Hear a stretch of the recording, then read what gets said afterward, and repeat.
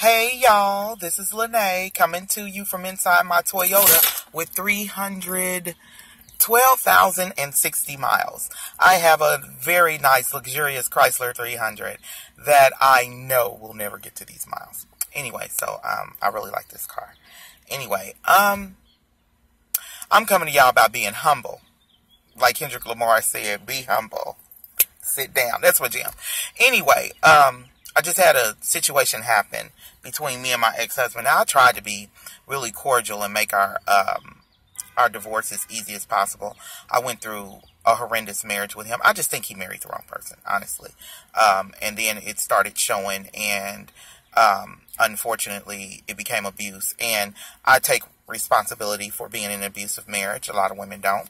The reason why I take responsibility for being in an abusive marriage, because I could have done like Oprah said and bust Miss a head open, think about heaven later, or I could have just walked. Away. I tortured myself for all those years. So it's never any anger, malice, or anything against him.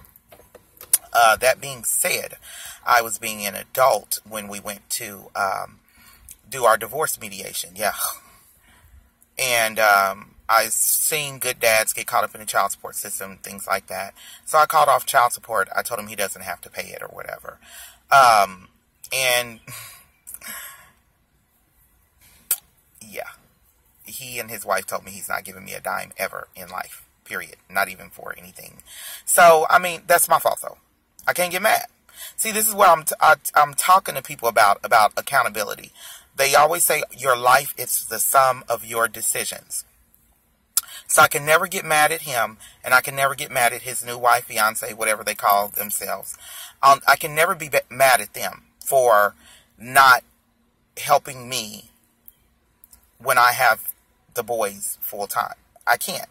Why? Because I sat at the table and I said I did not want him paying child support. And it was written, and I signed the written agreement, and so it is. Needless to say, I wish that men would think, when men and women would think, when you begin to push your kids by the wayside.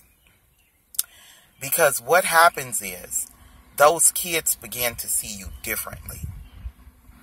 When they see that you do not value them as the most important, there's nothing that you can say to them when they're grown to make them love you once you've shown them that you don't love them.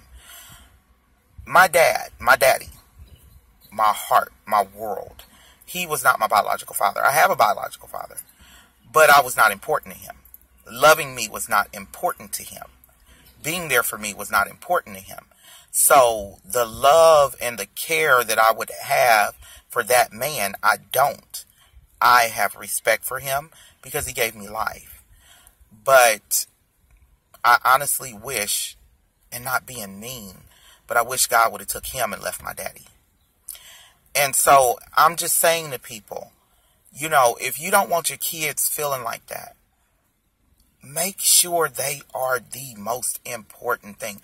Make sure they know that, but most importantly, make sure they feel that. Because time with children you can never get back. And once you lose your child's heart, you lose them forever. Y'all can tell me I'm lying if you want to, but you can reconcile with your parent.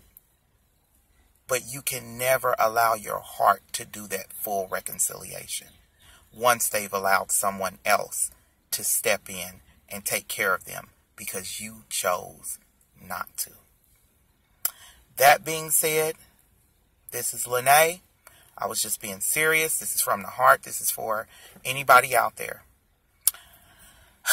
So I wish you all happiness, health, wealth, success, love, prosperity, peace, and a whole lot of money. Bye.